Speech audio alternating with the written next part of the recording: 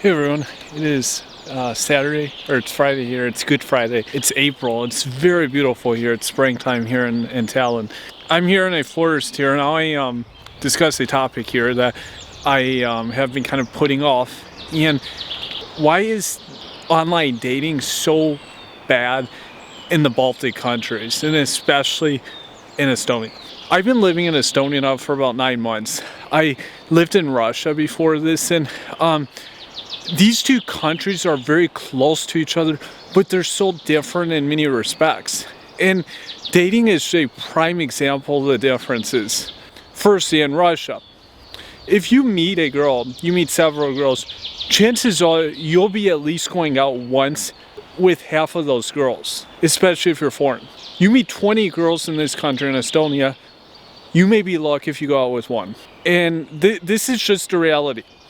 If you meet girls online, on the other hand, you may meet 50, 100, and you may not go out with any. So this kind of puts in perspective, the online dating pool is crap, to be blunt about it. And the problem that many Western countries have, it's an attention whoring tool.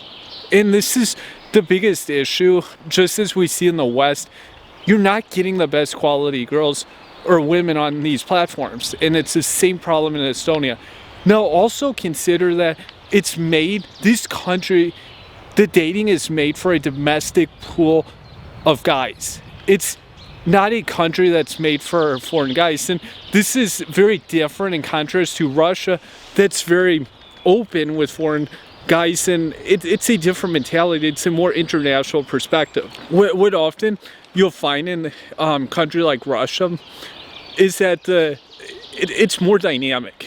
And whereas in Estonia, partners, they don't rotate around as much. And generally, it's a small pool of rotation. It's kind of like how a small town would be in the US. And this is kind of, I guess, how you could think of it. It's very different than bigger countries, and it's very challenging if you're foreign.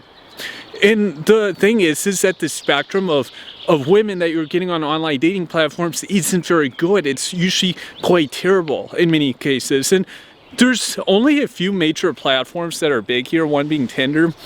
But what you'll find, it's kind of akin to Instagram.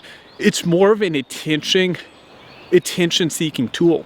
And another problem is there's too many guys in ratio to females on these platforms, especially foreign guys to females. And because online dating, often what you see is it's kind of like an 80-20 or 90-10 rule, even better.